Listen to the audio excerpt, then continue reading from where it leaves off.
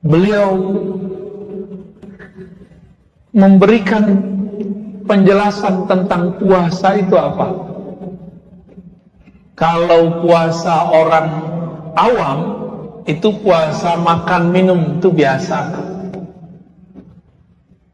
Ada lagi puasa orang punya hajat. Contoh, pengen dapat rezeki, puasa. Pernah begitu nggak? Pengen dapat kerjaan, puasa. Pernah begitu? Ingin beli mobil, beli rumah, puasa dulu, wiridan. Ini puasanya bukan karena Allah, tapi karena menginginkan sesuatu. Nah, puasa yang disebutkan oleh Imam Ghazali itu ada puasa fisik, ada puasa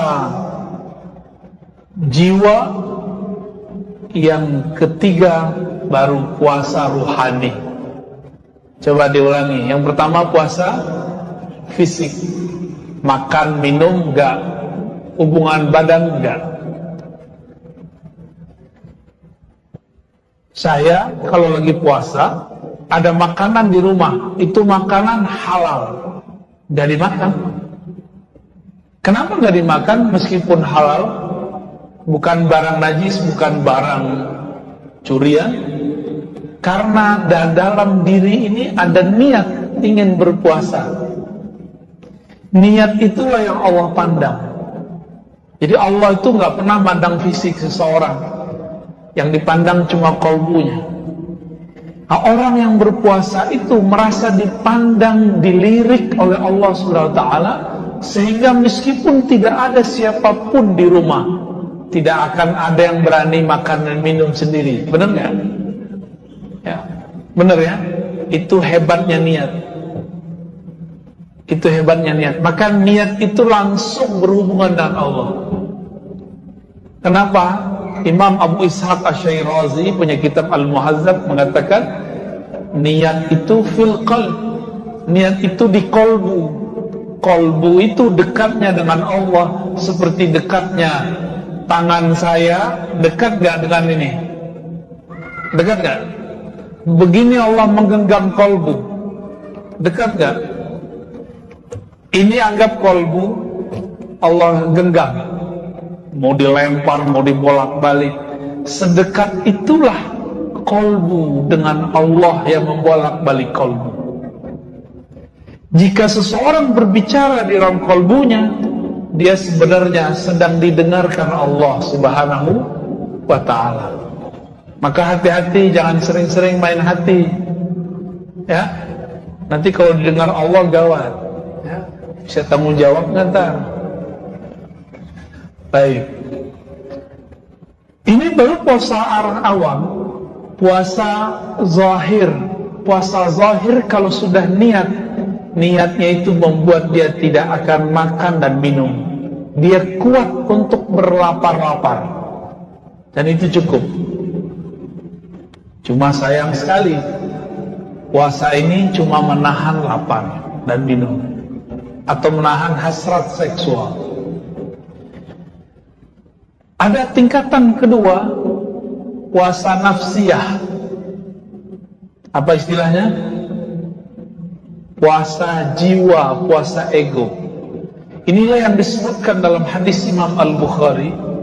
Nabi SAW mengatakan, "Idza kana yaumu shaumi ahadikum," jika pada hari kamu berpuasa, lalu ada orang qatalahu ahadun aw syatamahu, ada orang ngajak dia tengkar, atau syatamahu, atau ngajak dia mencaci maki dia, ngadu domba dia, menghina dia. Sekarang paling mudah nggak menghina orang? Cukup pakai jari, nggak usah pakai mulut. Bener? Lewat sosial media, hari ini sangat mudah sekali untuk mengadu domba orang, mencaci maki orang. Hati-hati teman-teman, apapun yang kita tulis di sosial media akan bergulir kemana-mana. Tanggung jawabnya berat, lebih berat dari zaman-zaman sebelumnya. Zaman sebelumnya orang kalau berkalam paling-paling gosipnya cuma di sekitar dia. Tapi sekarang jika antum menulis di sosial media atau berkalam di sosial media, itu bisa diliput dari mana saja. Puasa nafsiyah ini, kata Nabi, jika engkau diajak orang bertengkar atau dicaci maki seseorang, falyakul inni shaim, katakan aku sedang menahan egoku. Jadi shaim, siam, diartikan menahan ego. Ego apakah itu? Ego marah. Kita sebagai manusia normal, kalau diajak tengkar sama orang, mau nggak? Tengkar. Dibentak orang, balas bentak nggak? Dibel orang, balas ngebel nggak? Disalib orang, balas nyalip nggak? Sama. Itu manusia biasa. Dicaci maki orang, balas mencaci.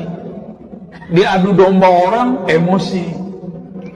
Sekarang antum hidup di dunia yang sangat-sangat cepat sekali, di mana-mana orang bisa mengakses kabar apapun. Tiba-tiba ada orang mencaci maki kita, ada orang memfitnah kita, ada orang mengadu domba kita. Mau balas nggak? Siapa yang balas berarti dia telah gagal puasa nafsiyah. Disebut orang sesat. Kalau saya udah puas disebut orang sesat, ya. Kalau dulu yang bilang saya sesat kelompok ekstrim, sekarang saya sama Aswada bilang saya sesat, ya. Lebih canggih lagi, sesama ahlu sunnah. Tapi saya nggak boleh terpancing, karena Nabi mengatakan jika kamu pribadi yang berpuasa di hari yang berpuasa, lalu ada orang sedang mengata-ngatainu, ada ngajak tengkar kamu, falyakul inni shaim, cukup katakan saya sedang shaim, saya sedang puasa. Puasa apakah itu? Puasa nafsiyah. Makanya saya berharap ini kebanyakannya anak muda, ya, selebihnya pernah muda, ya.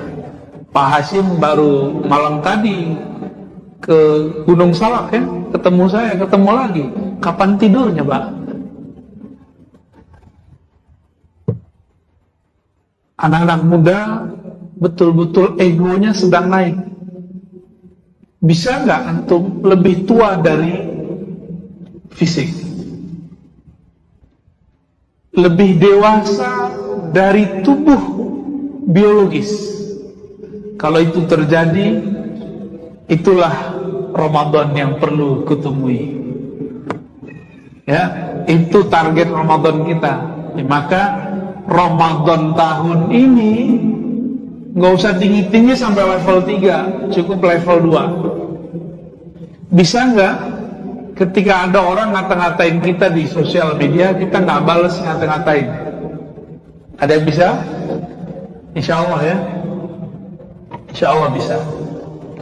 Ada orang menganggap kita sesat, kita ahli bid'ah, kita orang nggak benar, dan banyaklah yang terpancing dengan kalam-kalam ini. Lalu kita nggak usah membalasnya, cukup kita katakan nanti kebenaran akan terungkap. Bisa nggak antum? Kalau bisa, berhasil masuk ke puasa level 2. Dan Imam Ghazali menyebut ini puasa khawas. Khawas ini boleh disebut puasa level wali. Pemuda jadi wali sangat mungkin, karena di akhir zaman ini, kalau kita nggak menjadi kekasih Allah, pasti kekasih setan, ya. Maka mesti menjadi kekasih Allah. Allahu waliyul ladzina amanu. Allah lah wali orang-orang beriman. Maka orang beriman mesti meniru sifat-sifat yang telah Allah sebutkan dalam al-asma'ul husnanya. Coba perhatikan di dalam Al-Quran, lebih banyak sifat penyayang, nama penyayang, pengasih atau Allah yang maha mengancam, menyiksa? Mana banyak? Penyayang. Tapi kenapa orang yang baca Quran kurang penyayang? Kenapa memandang orang gak dengan kasih sayang, tapi dengan kebencian? Memandang orang lain sebagai rivalitas, saingan. Gak begitu kita memandang orang kalau sudah baca bismillah. Maka ciri-ciri orang yang sudah masuk nur basmalah di dalam dirinya, dia memandang siapa saja dengan kacamata kasih sayang. Inilah yang kami terima dari guru-guru hadis kami dari dulu, dari guru-guru ahli zikir dari dulu. Irhamu man fil ard, sayangi makhluk di bumi, yang di langit pasti sayang engkau. Maka orang-orang yang mencoba mengadu domba kita pun harus sayang kepada mereka. Kasihan orang begitu, dia sedang menyiksa nafsiyahnya, dia akan gelisah. Kegelisahan itu adalah azab di dunia. Jadi azab di dunia tidak hanya penyakit, tidak hanya bencana. Azab di dunia itu kegelisahan yang luar biasa. Inilah yang terjadi pada orang-orang yang melawan kata hatinya, mengikuti nafsiyahnya. Jadi jangan nunggu bulan Ramadan ya. Jangan nunggu bulan Ramadan. Oleh karena itu memang benar kata ulama-ulama kita terdahulu, hendaklah engkau menjadi rabbaniyin samadaniyin wala takunu ramadaniyin. Jadilah kamu dua karakter. Rabbani ini karakter yang kolbunya terikat dengan Rabb, atau samadaniyin yang kolbunya hanya bergantung kepada Allahus Samad. Jadi nggak bergantung dengan kata makhluk. Problemnya hari ini, nafsiyah kita sering mendengarkan kata-kata orang, akhirnya kurang mendengarkan kata-kata kolbu. Kalau sering mempuasakan nafsiyah, maka kolbu akan hidup. Itulah yang Nabi ajarkan, istafti kolbak, latihlah dirimu minta fatwa ke dalam kolbu. Kita sering minta fatwa ke YouTube, benar ya? Siapakah Ar-Razi, gitu kan? Cari gitu ya, Ar-Razi sesat, gitu ya. Antum nanyanya ke YouTube sih ya, ke Google. Coba nanya ke dalam kolbu. Ada ustadz mau kita berguru nih, mau dengerin pengajiannya, sholat 2 rakaat, minta, ya Allah, jika ustadz ini memang bisa menghantarkan aku mengenal engkau, mengenal Rasulmu, mudahkan, beri petunjuk. Jangan langsung buka buatan orang-orang Yahudi itu. Katanya anti Yahudi, tapi apa-apa nanyanya ke Yahudi, enggak? Benar ya? Kalau saya nggak pernah benci Yahudi, saya cuma benci orang-orang kafir dari kalangan Yahudi. Bedakan itu, ya? Saya nggak pernah benci Israel, saya hanya benci Zionis-Zionis yang zalim di kalangan Israel. Karena Israel itu nama Nabi Yakub. Kalau benci sama Israel, benci sama Nabi Yakub, rusak iman kita. Kita benci kepada kelompok-kelompok zalim. Musuh kita adalah orang-orang zalim. Musuh kita bukan ras, bukan bangsa, bukan satu negara. Musuh kita adalah syaitan yang bersenyawa dengan tubuh manusia. Ya, karena Nabi mengatakan inna syaitan yajri majrad dam. Syaitan itu mengalir di setiap pembuluh darah. Maka jangan heran ada orang manusia zahirnya, di dalamnya yang mengalir syaitan. Ini lebih berbahaya dari kesurupan. Kesurupan tinggal tepok-tepok dikit, bacain ayat, selesai, bisa sadar. Tapi kalau sudah mengalir dalam darah, itu diruqyah 1000 kali juga nggak bisa. Nggak bisa. Ya, ini puasa nafsiyah. Puasa apa? Nafsiyah. Bagaimana praktek puasa nafsiyah? Prakteknya dimulai dari mempuasakan fisik, lalu karakter, emosi. Jadi harus dua-duanya. Mata nih senang ngeliatin yang bening-bening, yang cantik-cantik, yang gagah-gagah. Bener nggak? Normal nggak? Normal. Tapi coba dilawan.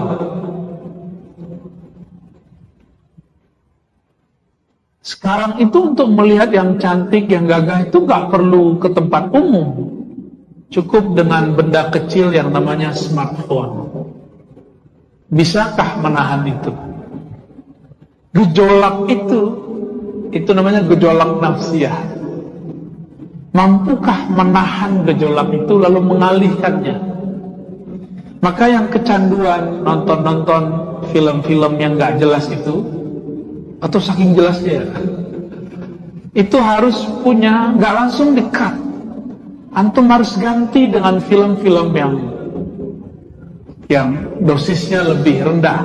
Misalnya kungfu, petualangan, harus ada gantinya. Kalau nggak ada gantinya bisa stres.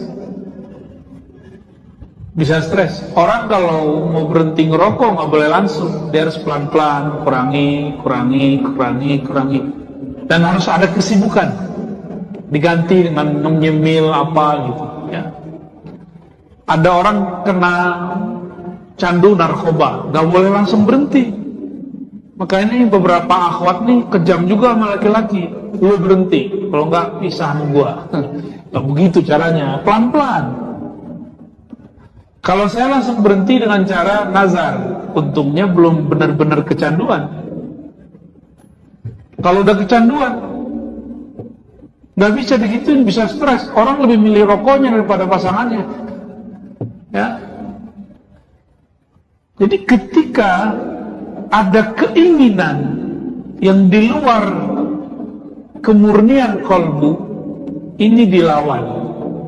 Maka Imam Abdul Karim Al-Jili mengatakan, kebeningan kolbu hanya engkau dapat dengan kufrun nafs. Kufrun nafs itu kalau diterjemahkan melawan kufur, mengingkari nafsiyahmu. Jam 3:30 dini hari enaknya meluk bantal atau di atas sajadah. Enaknya tidur ya, meluk bantal ya. Kebanyakan kita begitu. Itu nafsiyah. Namun qalbu menginginkan yang lain. Qalbu menginginkan bangun. Tidur itu dapat apa kita dengan tidur? Orang kaya nggak tambah kaya, orang nggak berilmu nggak tambah ilmu. Tidur nggak nambah apa-apa. Tapi dalam tidur itu ada satu karakter yang muncul, namanya al-kasal, malas. Ini yang harus diobati. Puasa itu ajaib. Orang mengurangi makan bukan tambah malas, justru dia tambah rajin. Karena tubuhnya jadi ringan. Coba cek. Kita lemas berpuasa, itu konsep orang biasa. Tapi sebenarnya kita lemas justru karena banyak makan. Selesai makan, tadi habis makan, ngantuk gak? Ngantuk? Benar? Berarti tidak benar bahwa berpuasa bikin lemas. Justru kalau makan bikin lemas. Coba rasakan, niat puasa jam 11 kita belum lapar. Tapi orang yang sarapan pagi hari jam 11 perutnya sudah bunyi. Berarti ada energi lain di dalam diri yang muncul dari kata niat. Maka sahabat-sahabat yang bukan Allah, orang-orang yang berpuasa itu dia sedang melawat nafsiyahnya. Inilah ajaran Imam Ghazali. Inilah warisan para ulama-ulama terdahulu dari zaman sahabat Rasulullah SAW. Ada level puasa yang ketiga. Ini antum gak mesti ngikutin. Ini terlalu berat. Apa yang ketiga? Puasa ruhani. Ruhani itu hanya mau mengingat Allah. hanya mau ihsan, an ta'budallah ka'annaka tarah. Engkau beribadah seakan memandangnya. Jika tidak memandangnya, maka engkau merasa dipandangnya. Maka puasanya ruh ketika dia tidak lagi memandang makhluk. Kayaknya nggak sanggup ya. Belum sanggup ya? Belum sanggup kita. Maka kita cukup kejar sampai nomor 2. Namun kalau ingin menjadi kekasih Allah yang spesial, mengikuti, mewarisi warasatul anbiya, warisnya Nabi, bukan dengan menghafalkan ayat puasa, tapi harus sampai di level ketiga. Sampai di level ketiga. Nabi pernah berkalam begini, ala ma khalallahu batila, ketahuilah selain Allah batil. Maka Nabi tidak pernah mengingat selain Allah di dalam dirinya. Kita nggak sanggup karena pakai akal, kita nggak sanggup karena pakai jiwa, tapi kita akan sanggup jika mengingat Allah dengan ruh. Karena ruh itu kekuatannya unlimited, tidak terbatas. Ini kisah terakhir yang mau saya sampaikan sebelum kalau ada tanya jawab. Di 17 Ramadan ada kejadian besar. Siang hari sahabat tidak makan, terjadi perperangan terbesar di alam semesta. Namanya Perang Al-Badar. Perang Al-Badar, ulama ahli sejarah mencari-cari makna apa arti Al-Badar. Maka ketemulah Al-Badar artinya sumur Badar. Ada yang mengatakan Al-Badar ini nama tempatnya Al-Badar, tapi semua itu kurang tepat. Saya tidak menyebutnya salah, tapi kurang tepat. Al-Badar adalah nama Rasulullah Sallallahu Alaihi Wasallam. Nabi itu disebut Al-Badar. Coba kalau baca sholawat, Tala'al badru alaina. Al-Badru, Al-Badru artinya sang rembulan. Maka disebut perang Badar. Ahlul Badar, mereka orang-orang sang rembulan, orang-orang yang membersamai sang rembulan, yaitu Rasulullah SAW. Ahlul Badar ini jumlahnya cuma 313 melawan ribuan orang. Secara nafsiyah takut nggak dengar begitu? 313 lawan ribuan orang, takut nggak? Melawan rasa takut ini mainnya di dalam ruh. Di akhir zaman, jangan berharap para pejuang-pejuang murni itu banyak. Nanti banyak pejuang-pejuang yang bergurguran mundur di tengah jalan. Rusak karena adu domba, rusak karena kepentingan politik, rusak karena popularitas, rusak karena macam-macam. Gugur. Sisa nanti yang murni-murni, yang mereka saling mencintai sesama muslim, sesama mukmin, sesama muhsinin biruhillah, dengan kekuatan ruhullah, spirit dari Allah Subhanahu wa ta'ala, bukan karena kepentingan. Nih hati-hati, nih antum ngumpul, yuk kita buat koperasi, yuk tar saham bagi. Tunggu sebulan akan ada perpecahan, gak nyampe sebulan akan ada perpecahan. Dan itu sudah terjadi kemarin-kemarin. Apa hasilnya sekarang? Berlanjut gak koperasi-koperasi yang ada kemarin? Gak berlanjut. Kenapa? Karena terbersit di dalam hati kepentingan nafsiyah. Sedangkan 313 sahabat ini, di dalam diri mereka tidak ada lagi gejolak nafsiyah. Mereka tahan banting. Oleh karena itu, satu orang Allah lipat gandakan kekuatan rohaninya.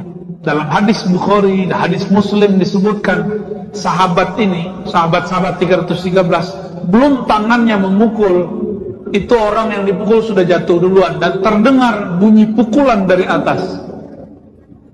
Saya ceritakan begini, oleh orang yang ngaku katanya bermanhaj ahlu sunnah, manhaj sunnah dikatakan dongeng.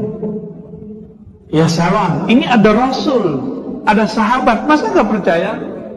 Kalau pada Rasul kita sebut mukjizat, pada sahabat kita sebut karamah, kenapa nggak percaya? Mempercayai mukjizat dan karamah adalah salah satu akidah ahlu sunnah wal jamaah. Nggak percaya? Mereka katakan cerita akhir zaman Ar-Razi adalah dongeng. Saya katakan teman-teman, ini bukan dongeng, ini ada dalam Sahih Bukhari. Ini hadisnya sahih. Maka Nabi bertanya kepada Jibril, Jibril, teman-temanmu malaikat yang ikut berperang saat perang Badar, itu siapa? Golongan mana? Ternyata malaikat itu banyak klannya. Banyak malaikat itu klannya. Contoh, orang yang suka baca Quran, suka ta'lim, itu akan hadir. Ini siang ini hadir malaikat namanya Kiram Katibin. Kiram Katibin, malaikat ilmu, malaikat Quran. Yang orang suka baca Quran, orang suka ngaji, suka mencari ilmu, itu di majelisnya akan hadir malaikat yang namanya Kiram Katibin. Ada di Quran, di hadis sudah disebutkan begitu. Ma'a safaratil kiramil bararah, disebut juga safarah kiram bararah. Itu turun nama antum sekarang. Gak lihat kan? Kalau melihat kabur, dikira hantu, dikira halu. Apa kata jawaban Jibril? Hei Muhammad, malaikat yang ikut berperang di zaman itu, sebagaimana sahabatmu yang ikut berperang adalah sahabat paling mulia, maka yang ikut berperang saat itu juga malaikat muqarrabin yang sangat mulia. Jadi satu orang ada malaikat yang menjaganya. Itu ahlul Badar. Bayangkan, puasa, belum makan minum, lawannya orang kenyang. Kalah tuh orang kenyang. Dan coba perhatikan, di zaman kita berpuasa, di zaman Talut juga sama. Belasan bahkan puluhan ribu tentara.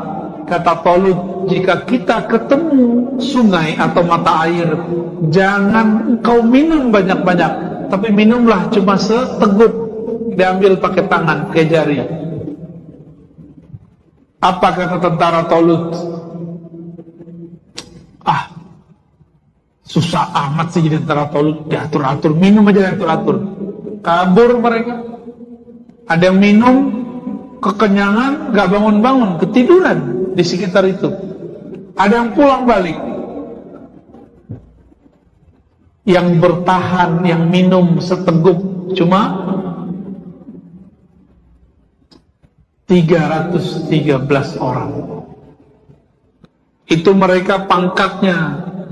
Kalau sekarang disebut wali, di zaman itu sudah sepangkat nabi. Cuma kan gak disebutkan di Quran, itu mereka nabi semua. Karena di zaman Rasulullah sudah tidak ada lagi nabi kecuali beliau, maka Ahlul Badar cuma wali, sahabat Rasulullah SAW. Hatta Nabi Khidir statusnya sahabat Nabi, nggak lagi sebagai wali, nggak lagi sebagai nabi, ya, hanya sebagai wali Allah. Itu sebabnya Ibnu Hajar Al-Asqalani, Imam Ahlu Sunnah, memasukkan Nabi Khidir sebagai sahabat Rasulullah Sallallahu Alaihi Wasallam. Coba perhatikan teman-teman, Talut mempuasakan tentaranya 313, nggak minum dengan nafsu. Nabi Muhammad puasa beneran sama sahabatnya, jumlahnya sama, 313.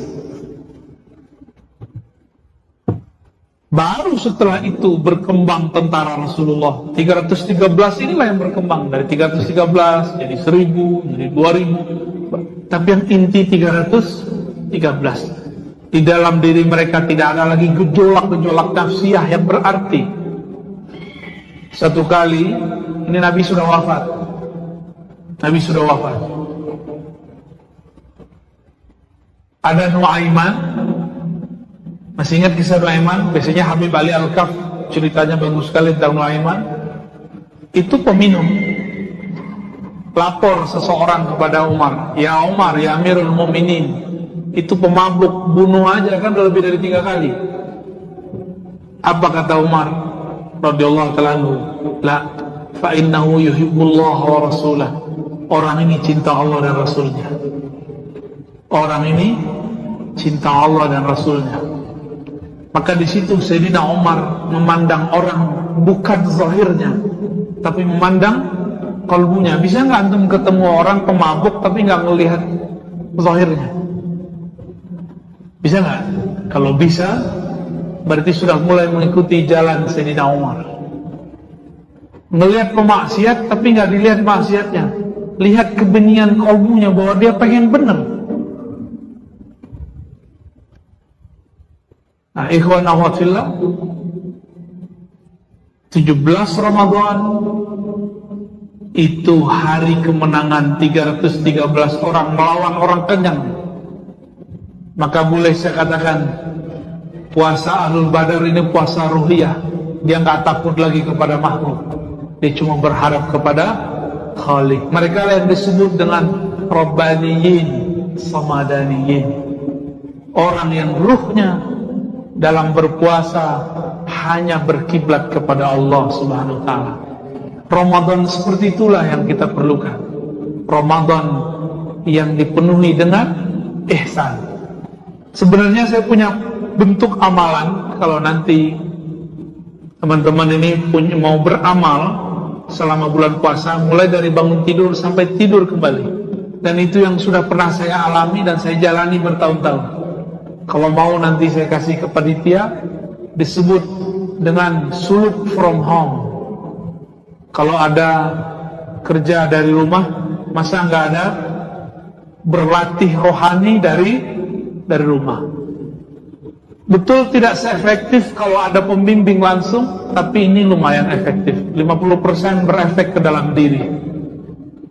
Mulai dari bangun tidur sampai tidur lagi. Insya Allah nanti kita